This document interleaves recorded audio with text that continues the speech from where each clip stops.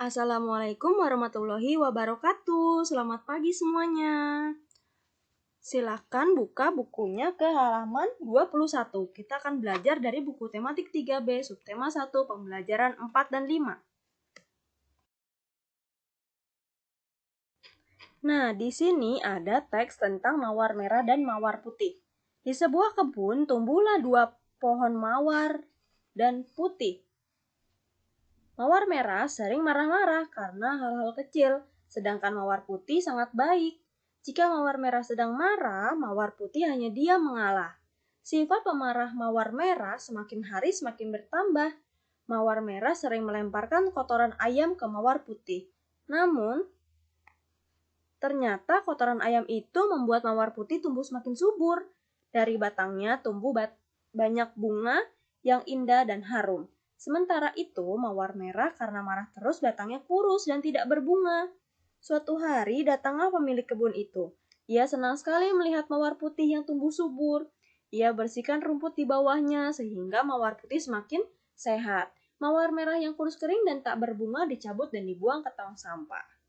Nah, setelah kalian mendengarkan pembacaan teks mengenai mawar merah dan mawar putih, kalian bisa melanjutkan ke penugasan Ayo Berlatih di halaman 21.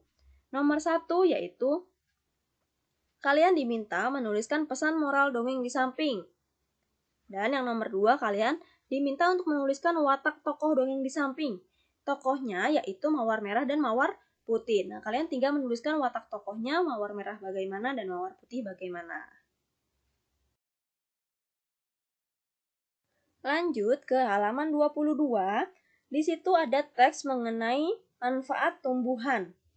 Nah, yang pertama, tumbuhan sebagai sumber makanan. Berarti kita dapat memakan batang, akar, bunga, daun, biji, dan buah dari tumbuhan tersebut ya. Kita peroleh buah-buahan seperti apel, mangga, pisang dari tumbuhan. Selain itu, kita juga dapat memperoleh sayur-sayuran. Kita dapat memakan biji-bijian dari berbagai tumbuhan seperti padi dan gandum. Teh, kopi, dan gula juga berasal dari tumbuhan. Selanjutnya tumbuhan sebagai sumber bahan baku. Tumbuhan seperti mawar, lili, dan melati dapat dibuat menjadi minyak wangi.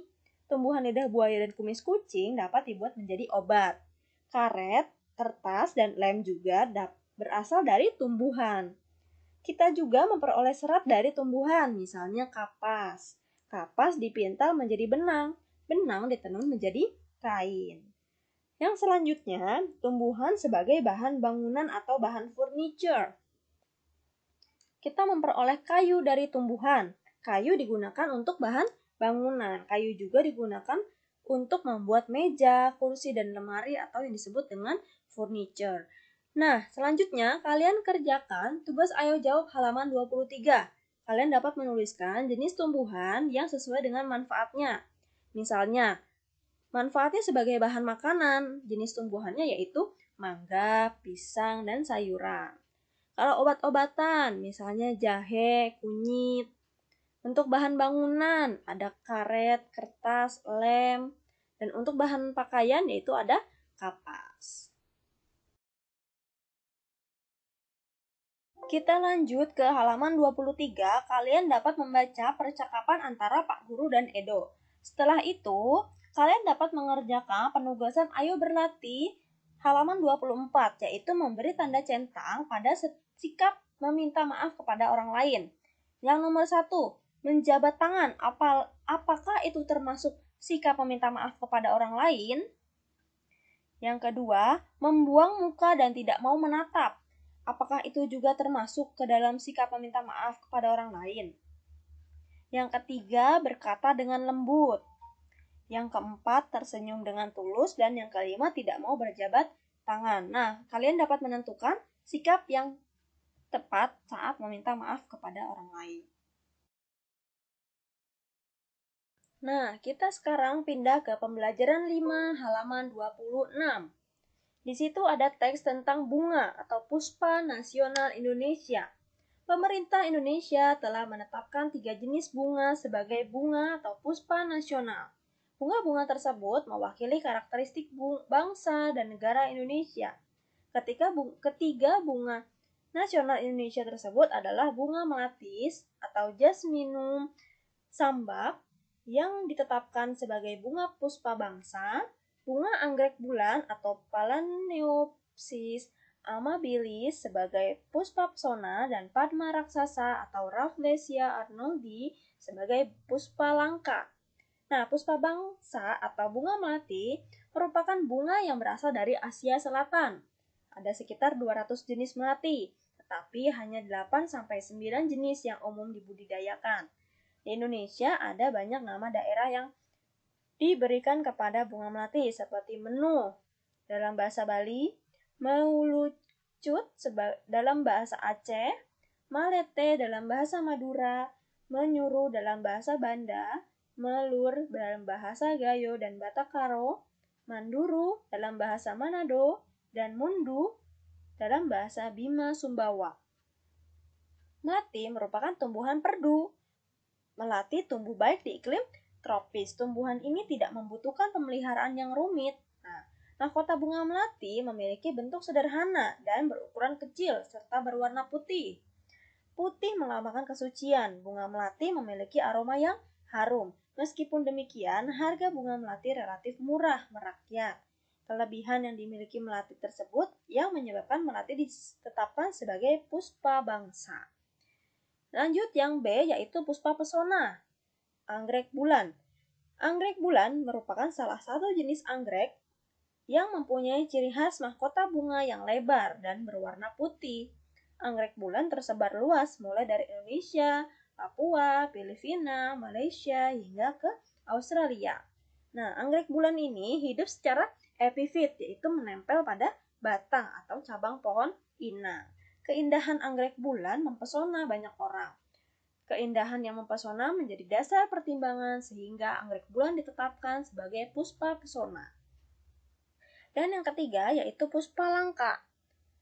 Rafflesia arnoldi atau Padma raksasa merupakan tumbuhan endemik Sumatera, yaitu tumbuhan yang hanya ditemukan di Pulau Sumatera, terutama di Provinsi Bengkulu. Oleh karena itu, selain menjadi salah satu dari bunga nasional, Rafflesia arnoldi juga menjadi flora identitas Provinsi Bengkulu. Rafflesia arnoldi merupakan satu dari sekitar 30-an jenis Rafflesia yang ditemukan di Asia Tenggara. Tumbuhan ini disebut Padma raksasa karena ukuran bunga yang mencapai diameter 100 cm dengan berat 10 kg. Tumbuhan yang ditetapkan sebagai puspa langka ini tidak memiliki batang, daun maupun akar yang sebenarnya. Tumbuhan ini hidup secara parasit pada tumbuhan inang.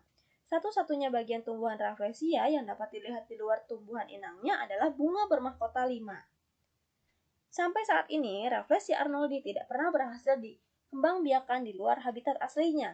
Apabila pohon inangnya mati, Rafflesia arnoldi akan ikut mati. Pohon inang Rafflesia hanya hidup di hutan-hutan Sumatera. Oleh karena itu, Rafflesia membutuhkan habitat hutan untuk dapat bertahan hidup. Hal ini yang menjadi dasar pertimbangan sehingga Padma raksasa ditetapkan sebagai puspa langka.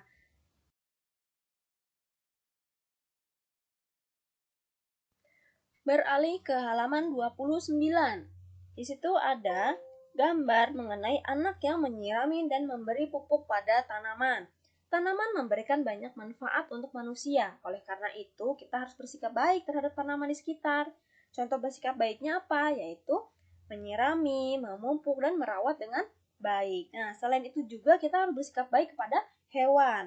Contohnya bagaimana? Contoh bersikap baik itu berarti memberi makan kepada hewan, ya. Dan juga bersikap baik kepada sesama manusia, apalagi kepada orang tua. Contohnya membantu pekerjaan orang tua, mendengarkan nasihat orang tua, dan mematuhinya. Kalau contoh bersikap baik kepada teman, yaitu membantu teman yang kesulitan dan menengok serta mendoakan teman yang sakit. Nah, selanjutnya, kalian dapat mengerjakan tugas Ayo Berlatih di halaman 30. Kalian diminta untuk menunjukkan manakah yang termasuk contoh bersikap baik. Apakah gambar yang A ataukah gambar yang B? Setelah kalian menentukan, kalian dapat tuliskan alasannya. Kenapa gambar A disebut sebagai bersikap baik dan kenapa gambar B disebut bersikap baik. Nah, silakan kalian kerjakan ya. Lanjut lagi ke pembelajaran matematika di halaman 30, tugas ayo belajar. Nah, masih sama ya pembelajaran matematika, yaitu tentang konstitusi atau pertukaran. Nah, dapat kalian lihat di situ, jika memiliki dua tanaman bunga di halaman. Tanaman pertama memiliki 342 lembar daun, dan tanaman kedua memiliki 475 lembar daun. Yang ditanya, berapa jumlah daun pada tanaman pertama dan kedua? Maka tinggal kalian jumlahkan. Tanaman pertama yaitu 342 ditambah 435. Maka hasilnya adalah 777. Dan pertanyaan yang kedua dibalik. Berapa jumlah daun pada tanaman kedua dan pertama? Maka tinggal kalian tukar posisi 435 yang tadinya ada di belakang pindah ke depan. Menjadi 435 ditambah 342 hasilnya adalah 777. Selanjutnya kalian dapat mengerjakan penugasan ayo berlatih nomor 1 AB dan nomor 2 AB. Ya, silakan kerjakan ya sesuai dengan perintahnya. Yang pertama yang diminta adalah jumlah mangga yang ada pada keranjang pertama dan kedua. Berarti kalian masih menuliskan angka pada keranjang pertama dan keranjang kedua. Selanjutnya yang B, kalian tukar keranjang kedua baru keranjang pertama. Begitu juga di nomor 2. Selamat mengerjakan. Selanjutnya, silakan buka bukunya halaman 32 dan kalian bisa membacanya. Setelah membacanya, kalian lanjutkan penugasan ayo berlatih di halaman 33, yaitu memasangkan jawaban yang benar. Kita lanjut lagi ke halaman 34. Di halaman 34 ada cerita tentang contoh dari bersikap atau bentuk bersyukur kepada Tuhan, yaitu dengan cara ibadah, termasuk berdoa. Berdoa juga merupakan pengamalan Pancasila sila pertama.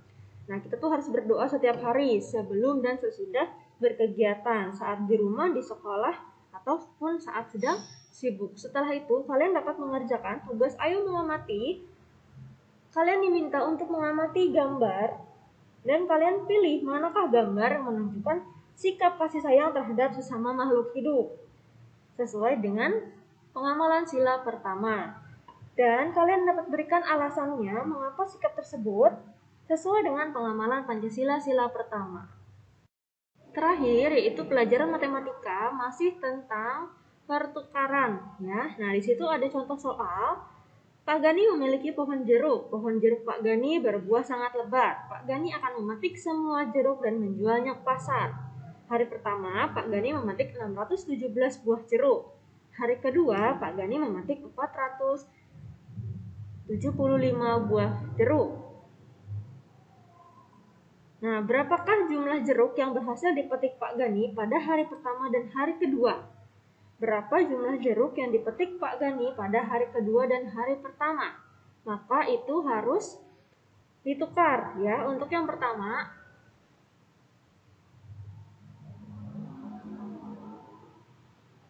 pertama, masih tetap yaitu 617 ditambah 475. Hasilnya adalah 1092. Nah, yang kedua maka ditukar, 475 dipindahkan ke depan. Dan 617 dipindah ke belakang. Hasilnya sama, masih 1092. Selanjutnya kalian tuliskan lagi dengan lengkap, yaitu hasil pertukaran. Yang pertama 617 ditambah 475 sama dengan 475 ditambah 617. Nah, jika sudah memahami materi tersebut, kalian dapat mengerjakan tugas ayo berlatih di halaman 35 dan 36.